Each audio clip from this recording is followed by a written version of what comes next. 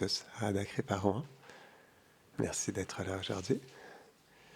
Donc aujourd'hui, nous allons partager un verset de la Bhagavad Gita. Et on disait la dernière fois qu'il y a beaucoup de trésors dans ce livre. J'ai trouvé un autre joyau aujourd'hui à vous partager. C'est le chapitre 3, verset 27. On va le trouver.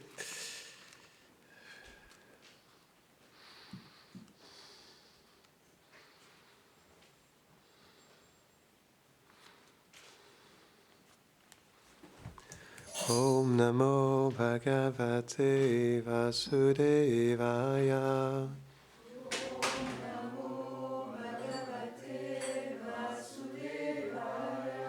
Om Namo Bhagavate Vasudevaya.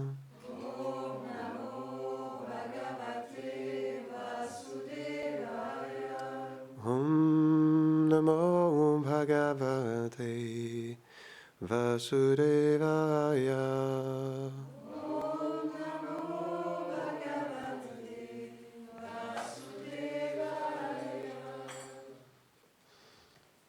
Prakrite kriyamanani gunakarmani sarvasha ahankara vimudhatma kartaham iti manyate. Traduction. Une personne dont l'intelligence est égarée par le faux ego se croit être l'auteur de l'acte, mais en réalité, les activités matérielles dans tous leurs aspects sont accomplies par les trois influences de l'énergie matérielle du Seigneur. Commentaire. L'âme conditionnée, qui est influencée par l'ignorance, est fortement identifiée au corps. Elle croit qu'elle est la cause profonde et l'unique facteur qui détermine toutes ses actions. Elle ne peut comprendre que l'âme est purement spirituelle et qu'elle n'a rien à voir avec la matière. C'est l'action des influences matérielles qui illusionne l'âme et qui lui fait croire faussement qu'elle est matière, en l'engageant dans des activités contraires à sa nature spirituelle et éternelle.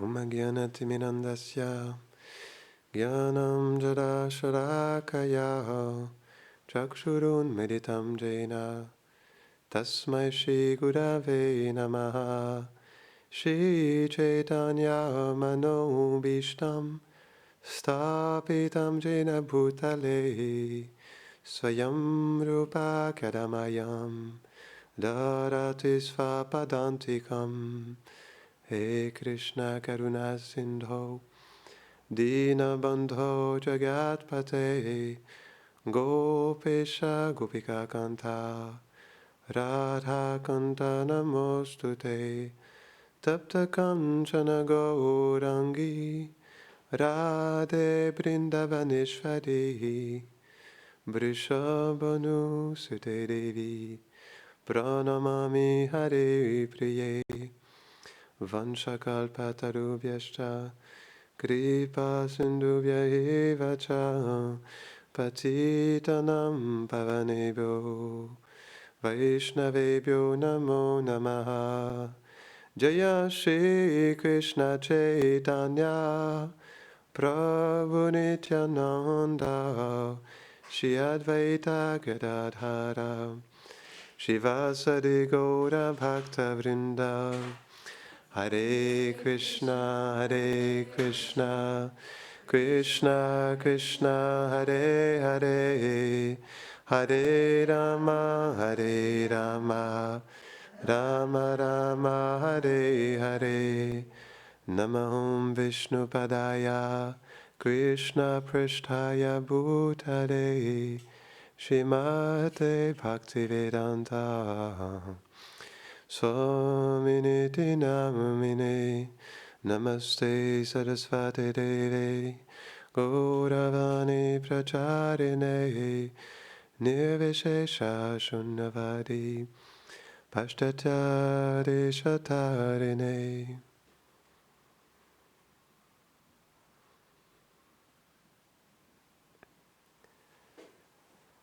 Donc, avant que nous parlions aujourd'hui du faux ego, notre compagnon constant et notre plus gros fauteur de troubles, j'aimerais qu'on prenne un petit peu de temps en silence pour faire une prière. Parce que le faux ego, c'est très compliqué. Il est toujours présent, il est la chose la plus subtile du corps subtil. Et ce qui se passe avec le faux ego, c'est qu'il bloque nos oreilles et il bloque notre intelligence. Ce qui fait qu'on ne peut plus rien entendre et on ne veut plus rien comprendre. Et donc, si on veut ensemble démystifier les mystères de ce sacré faux ego, on doit prier pour que justement que l'âme soit réceptive à cette connaissance transcendantale, pour que ça descende dans le cœur. Et qu'au-delà de l'influence du faux ego, nous pouvons recevoir ce merveilleux message que Krishna nous offre dans ce joyau que nous venons de partager. Donc nous allons juste vous pouvez joindre vos mains. Juste un instant, on va prier du fond du cœur Krishna qui se situe dans notre cœur pour qu'il puisse nous aider à être réceptifs à cette douce connaissance transcendantale pour qu'on puisse pleinement la recevoir dans notre cœur.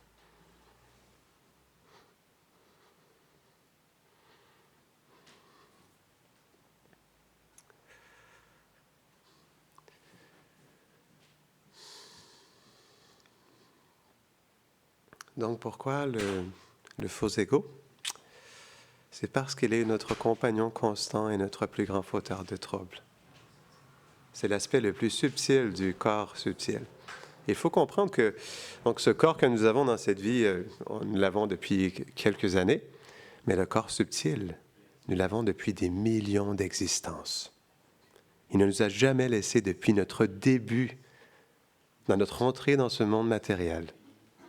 On a le même corps subtil. C'est pourquoi Srila Prabhupada dit, nous avons un lourd conditionnement. On ne peut pas s'attendre à ce que ça disparaisse d'un coup, parce qu'il est là depuis des millions d'existences. Et ce qui est compliqué avec le faux ego, c'est qu'il nous pousse à nous identifier avec ce corps, avec ce mental, avec ses impressions, ses désirs, ces chapeaux que nous portons. J'aimerais vous poser une question. Si vous portez un chapeau, et si quelqu'un vient vers vous et vous dit « Mais je n'aime pas votre chapeau », comment vous allez réagir? Est-ce que ça serait difficile d'entendre « Ah, mon chapeau, cette personne ne l'aime pas du tout ». Eh bien, c'est ça qu'on doit comprendre. Le faux ego, il nous pousse, parce que dès notre tendre enfance, le faux ego, il se manifeste très jeune. Par exemple, il y a une histoire, la petite fille. Donc, c'est une histoire vraie. Elle est avec ses parents. Donc là, la petite fille, elle a 1 an. Elle arrive, et là, elle montre ses joies. Il y a un invité qui est là avec les parents, une moine, une Vaishnavi. Et donc là, les parents, ils sont là avec l'enfant. Elle arrive, elle amène tous ses jeux. Elle dit « Regardez mes jeux, regardez !» Et là, ses parents, ils disent « Ah, ne vous en faites pas, elle aime se montrer. Elle aime montrer ce qu'elle a, ses possessions. » Et donc, on peut voir que le faux ego, ça commence même à un très jeune âge. Il est déjà présent. Il est présent dans le chien, qui veut être le maître de son territoire. Le chien aussi, il a un faux ego. Le singe aussi. Lorsqu'il vole notre banane, il le vole sous le joug du faux ego. Donc, il est toujours présent à chaque instant. Et ce qui est compliqué avec le faux ego, comme c'est l'aspect le plus subtil du corps subtil, plus on a un gros faux ego, et plus on a de la difficulté à le voir. Parce qu'il est l'aspect le plus subtil. C'est comme un gant. Notre main, on peut la voir, mais lorsqu'on porte le gant, le gant, par exemple, le gant chirurgical, il se place parfaitement sur notre main. Il épouse parfaitement la forme de notre main. Eh bien, le faux ego, il épouse parfaitement la forme de notre conscience. Il entoure parfaitement notre conscience. Et le problème avec ça, c'est qu'il a un aspect contaminant. C'est qu'il se faufile partout. Il contamine notre intelligence et notre mental. Ce qui nous pousse à croire que nous sommes ci, que c'est comme ça ou comme ci. Et on parlait des chapeaux, ce qu'on appelle les upadis en sanskrit. Les chapeaux, on en porte tellement dans notre vie. On est un étudiant, on est un enfant, ensuite on est un parent, ensuite on est un professeur, ou on est ci, on est ça. On porte tellement de chapeaux et on s'identifie tellement avec ces chapeaux. Pourquoi est-ce qu'on est autant attaché à s'identifier avec ces chapeaux? Quelle est la raison pour laquelle nous sommes tellement attachés à s'identifier avec ces chapeaux? D'être une femme, d'être un homme, d'être une mère, d'être un père, d'être un maître spirituel, d'être un grihasta, d'être un sannyasi, d'être un chef pujari, d'être un prédicateur, d'être un chef cuisinier, d'être un pujari. Qu'est-ce qui fait qu'on est tellement attaché à ces rôles? Et notre faux ego, même dans des rôles qu'on engage dans le service de Krishna, notre faux ego, il doit se manifester. Il doit se montrer. Quelle est la raison pour laquelle on est tellement attaché à ces rôles? Je me laisse réfléchir un instant. Est-ce qu'on est reconnu par les autres comme ça?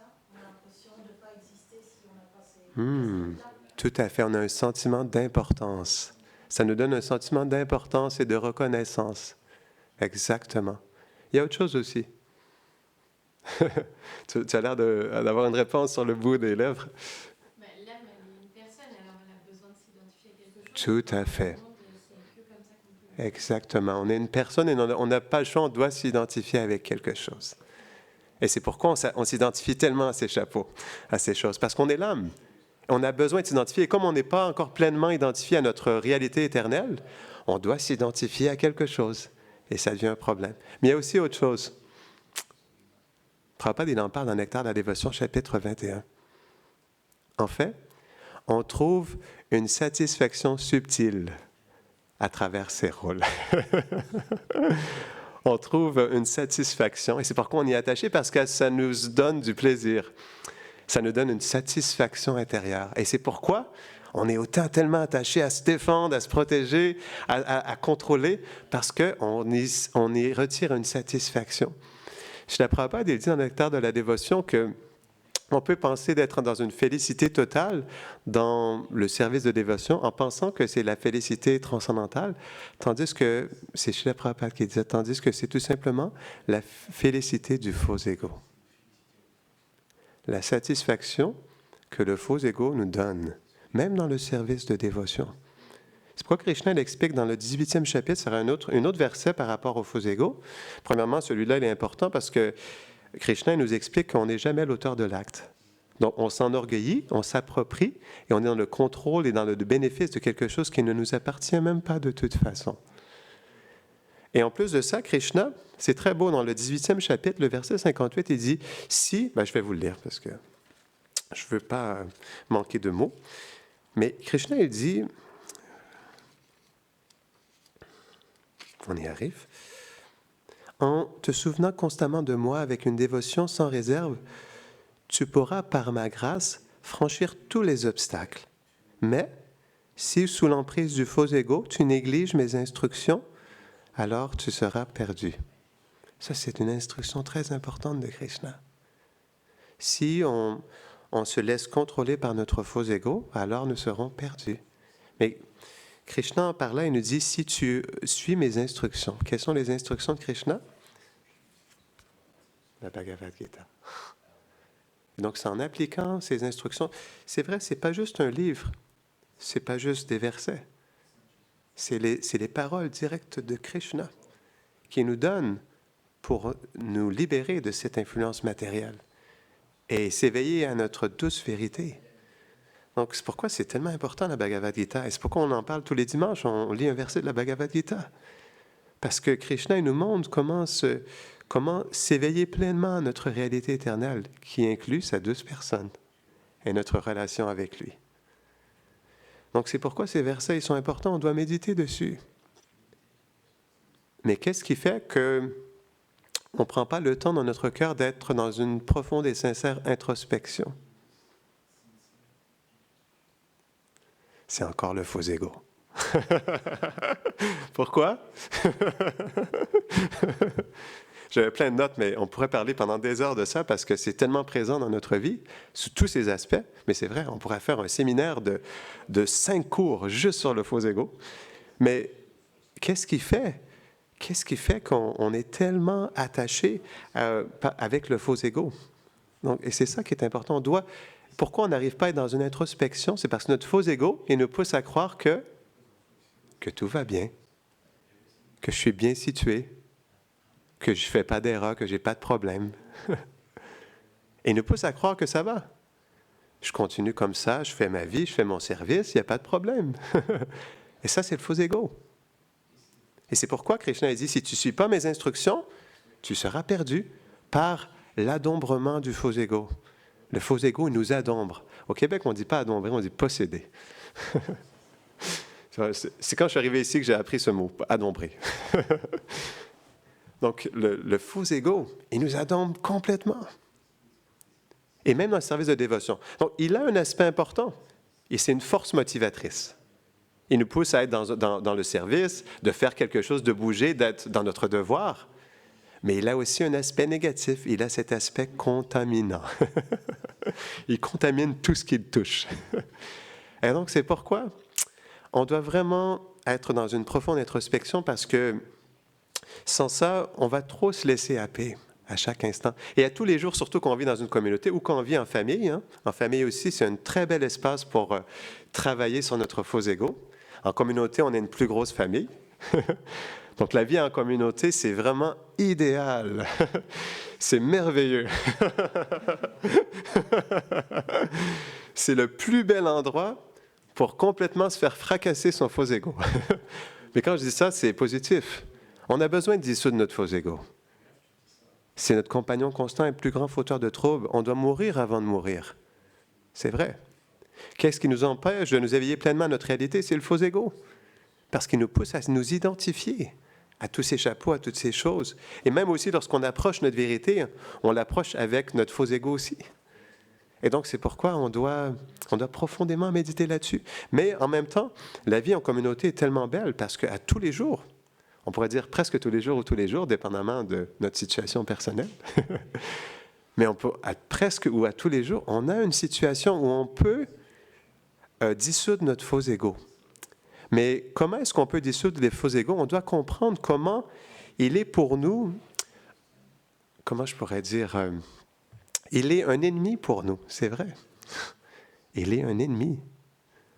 Notre démon, il est à l'intérieur de nous.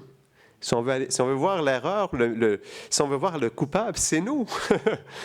C'est à l'intérieur de nous. On doit commencer, c'est vrai.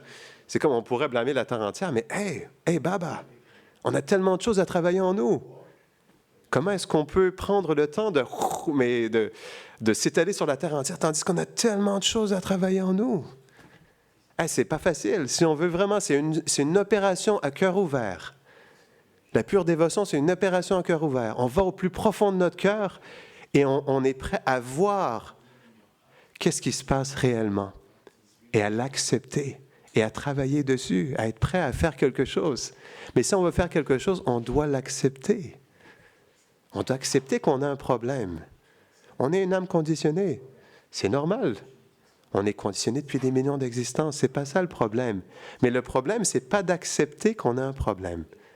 Dans la psychologie, au début, on est inconscient qu'on a un problème. Ensuite, on devient conscient de notre problème. Ensuite, on devient inconscient parce que notre problème, il est résolu. Il disparaît. Mais au début, on doit devenir conscient de notre problème. On doit chercher à l'intérieur de nous. En fait, la solution à tous nos problèmes de notre existence est de devenir un serviteur parce que c'est la nature intrinsèque de l'être. C'est dans le service qu'on peut complètement transformer notre vie. Mais quand je dis service, ce n'est pas juste le fait de servir, mais servir avec un sincère désir de servir les Vaishnavas, servir notre maître spirituel, servir Radha et Krishna, parce que le faux ego, c'est une force motivatrice, comme le désir de l'être. L'être est là, un vrai ego. Le vrai ego de l'âme, c'est quoi? C'est de servir. Bhaktivinoda Thakur, il explique ça dans le Jaiva Dharma. La nature intrinsèque de l'être, le Jaiva Dharma, c'est de servir Krishna. Et le symptôme ou l'expression de cette nature, c'est l'amour. Et c'est intéressant, dans le Nectar de la dévotion, Srila Prabhupada, il explique que l'amour, c'est très beau. L'amour, ou la bhakti, elle commence quand on est prêt à faire quelque chose qu'on ne voudrait jamais faire auparavant. Quelque chose qu'on n'aurait jamais voulu faire. Il dit ça, c'est l'amour. Quand on est prêt à faire quelque chose qu'on n'aurait jamais voulu faire, être jamais prêt à accepter, ça, c'est l'amour. Le sacrifice. Parce qu'à travers ça, on prouve à Krishna. Mais dans notre quotidien, c'est pas juste dans le fait de servir, mais c'est aussi dans le fait de tolérer notre faux ego. Parce que Krishna, dans la Bhagavad Gita, il y a tellement de versets, je pourrais passer 30 minutes à vous décrire que des versets où Krishna, il apprécie à quel point il apprécie la tolérance, l'humilité. Il dit, celui qui est humble, il met très, très cher. Celui qui accepte les revers de situation, il met très, très cher. Celui qui est tolérant, il met très, très cher. Celui qui possède ses qualités Vaishnava, il met très, très cher. Donc, est-ce qu'on veut être cher au cœur de Krishna ou on veut être cher au cœur de notre faux ego? C'est quoi, quelle est la chose la plus importante dans notre vie? Et donc, c'est pourquoi le problème avec ça, le problème avec ça, le faux ego, c'est qu'il veut prendre toute la place et il met plus de valeur à nous défendre que d'accepter l'amour de Krishna dans notre vie, sa douce présence. Parce que dans le Srimad Bhagavatam, dans le premier chant, chapitre 18, verset 48, Srila Prabhupada dit qu'on ne devrait jamais, quand il y a trop de revers de situation, on ne devrait pas trop être en résistance avec ces revers de situation, parce que si nous offrons trop de résistance, nous plongeons dans les ténèbres de l'ignorance matérielle. Et nous ne pouvons plus voir Krishna. Donc, il y a deux choses qui nous aident à être dans la tolérance de tout ce qui se bouge et ce qui se passe dans notre vie. C'est l'humilité et la foi en Krishna. Le Vaishnav, et la foi en Krishna, il comprend que peu importe ce qui se passe dans ma vie, Krishna, il est là. Et il est conscient de ce qui se passe. Et dans son amour pour moi, il place les choses d'une certaine manière pour m'aider à me purifier. Et donc, si on comprend la nature, mais tellement intense du faux ego, tellement compliquée, on doit comprendre que Krishna, il nous envoie beaucoup de situations dans notre vie, peut-être même au quotidien, pour nous aider. Comme nous disions, la beauté de la vie en communauté. Mais à tous les Krishna, et c'est ça qui est tellement beau. Ça, c'est l'amour. Krishna ne nous lâchera jamais, jamais. Il va toujours nous envoyer les mêmes situations. Mais c'est vrai, on ne le comprend pas, mais pourquoi? Ça, des fois, on se pose la question, on se dit, mais pourquoi il m'arrive toujours cette même situation? Mais pourquoi je me retrouve toujours dans cette même situation avec cette même personne? Pourquoi je revis toujours la même chose? Pourquoi je réagis toujours de la même manière? Qu'est-ce qui fait que ça se passe toujours comme ça? Ben, Krishna, il est là. Et il n'y a pas un brin d'herbe qui bouge sans sa sanction. Il fait absolument tout. Et qu'est-ce que Krishna veut? Krishna veut que nous devenions ses associés éternels. Et pour devenir un associé éternel de Krishna, on a besoin de qualités spéciales. On a besoin de Dainya. Mais Dainya, c'est, comme on expliquait l'autre jour, Dainya, c'est pas juste l'humilité, c'est l'humilité profonde du cœur. C'est le trésor du Vaishnav, Dainya, l'humilité. Et donc, pour que Krishna puisse avoir l'espace dans notre cœur pour planter la graine de cette réelle humilité, il doit faire le ménage. Et c'est pourquoi, dans la vie en communauté, Krishna, il nous donne tellement de belles opportunités de faire le ménage de notre cœur, d'aller à l'intérieur, et de voir ce qui ne va pas. Donc ça, c'est Krishna, et ça, c'est l'amour. Mais en fait, qu'est-ce qui fait qu'on a autant de difficultés à accepter ça et à travailler sur nous-mêmes, à avoir une profonde introspection? C'est qu'on pense qu'on va perdre quelque chose. Et c'est ça le problème. Le faux ego, comme on s'identifie à tout ça, on pense qu'on va perdre quelque chose. Et à cause de ça, on n'est pas prêt à se placer d'une manière à ce que cette humilité et cette attitude de service viennent plus profondément dans notre cœur parce qu'on a peur de perdre quelque chose. Et c'est ça le problème. Mais en réalité, on perd toujours à chaque instant. Donc, ça, c'est déjà une éventualité, comme on expliquait le problème de l'existence, c'est ça, c'est l'impermanence. Donc, de toute façon, on va toujours perdre. C'est la nature de ce monde. Hein. On est gagnant jusqu'à un certain moment. La mort, on perd tout. Hein. On gagne quelque chose d'autre, dépendamment de notre état d'esprit. Yam vapi smaram bhavam tyaja tante kalevaram. L'état d'esprit qu'on a au moment de la mort va déterminer notre prochaine destination. Donc, on peut être complètement gagnant au moment de la mort. Hein. C'est comme le Vaishnav, ou plutôt, le Vaishnav, lorsqu'il voit la mort, pour le matérialiste, la mort, lui, c'est comme, par exemple, le chat qui va bouffer la souris, qui prend la souris dans sa bouche pour la manger. Et pour le Vaishnav, non, c'est pas la même chose. C'est le chat, mais qui prend son chaton pour le protéger. C'est ça la mort. Prabhupada il expliquait ça. C'est bon, hein, les exemples des Vaishnavas. Et donc, on doit... Qu'est-ce qu'on a à... De toute façon, on perd, c'est une réalité. On perd à tous les jours. On perd en santé, en vitalité. Le corps, il va dépérir. On sera tous... on va tous devenir des petits vieux, c'est vrai. Et donc, c'est une réalité. On perd tellement. Donc, c'est quelque chose qu'on doit accepter. On perd à tous les jours de toute façon. Et donc, c'est pourquoi mais ça paraît quelque chose de simple, mais c'est important parce que ça, cette acceptance profonde de la perte de notre quotidien, dans tellement d'aspects de notre vie, ça nous aide à accepter, à dissoudre notre faux ego aussi. Parce que sans ça, ça va être difficile. Parce qu'on ne voudra pas perdre. Parce que notre sécurité, elle se trouve dans ça. Mais la réelle sécurité pour l'âme, elle est quoi, si on est l'âme? Le service. C'est la nature intrinsèque de l'être. Peu importe la situation, peu importe les circonstances, on pourra toujours servir. Je me rappelle à un moment donné, j'étais dans une situation où j'étais dans une petite position, un rôle de leadership, et à un moment donné, mon maître spirituel, il m'a dit, mais maintenant, tu ne feras plus ça. Et à ce moment-là, quand il m'a dit ça, je me suis senti soulagé dans mon cœur. Je me suis dit, ah, un chapeau en moins. Et c'est vrai, on porte tellement de chapeaux, donc un chapeau en moins, ça fait du bien, ça va. C'est pas grave, je perds pas mon opportunité à servir. Je peux toujours servir. Et ça c'est la réelle force motivatrice de l'être. C'est ça qu'on doit cultiver, l'attitude de service. Ça, c'est la réelle force motivatrice. Parce que quand on est dans le service, peu importe ce qui se passe, on ne perd jamais rien parce qu'on peut toujours servir, dans n'importe quelle circonstance. Mais si on est dans le contrôle, si on est dans la possessivité, si on est dans le fait de prendre quelque chose pour nous, pour notre plaisir, alors là, c'est sûr que ça va faire mal. Parce qu'on perd constamment, comme on disait. Et là, on vit beaucoup d'insécurité par rapport à ça, des frustrations, de la colère, et ça nous perturbe profondément. Parce que notre sécurité, elle se place dans quelque chose de temporaire qui bouge constamment de toute façon. Et c'est vrai. Et donc, on ne pourra jamais être en sécurité avec ça, c'est pas possible. Mais l'âme, elle ne perd jamais son opportunité à servir. N'importe quelle circonstance, même si on perd tout, on pourra toujours servir. Mais si on perd tout, on ne pourra pas nécessairement jouir de notre existence ou être en contrôle de ce qu'on avait auparavant, parce qu'on a tout perdu. On a perdu ce qui était le plus important pour nous, et là, on se retrouve à un moment donné, on ne sait plus quoi faire. Je vais vous donner un exemple.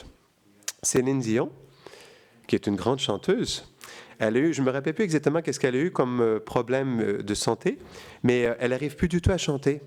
Et elle explique dans une conférence, pendant une entrevue avec une journaliste, que, en fait, elle n'a plus de vie. Comme elle ne peut plus chanter maintenant, c'est comme sa vie a arrêté. Parce qu'elle n'a plus de voix. C'était la chose la plus importante pour elle. C'était son chapeau le plus important. Et elle trouvait une pleine satisfaction de ça. Une fois qu'elle ne pouvait plus faire ça, elle était complètement détruite. Et même avec cette situation, elle veut encore tellement se battre pour retrouver sa voix, tandis que peut-être qu'elle ne reviendra jamais. Et ça crée tellement de frustration, tellement de déception, tellement de souffrance, parce qu'on est attaché à quelque chose qu'on a perdu qui reviendra peut-être jamais. Et ça, pour moi, c'est un bon exemple. Il y a une souffrance, il y a une anxiété, il y a une déception, un découragement total à cause de ça. Et donc, c'est pourquoi on ne peut que souffrir. On ne peut qu'être complètement découragé. Donc, c'est pourquoi le service, on ne le perd jamais, peu importe les circonstances. Et c'est le service qui est la plus grande satisfaction de l'être. Parce que Krishna, dans le Bhagavatam, il dit que l'occupation suprême de l'être est de servir Krishna. Et dans ce service, nous trouvons la plus grande satisfaction. Parce que c'est le service de l'être. On va terminer ici. Grantara Srimad Bhagavad Gita ki Janita Gora Premanande. Allez, Paul.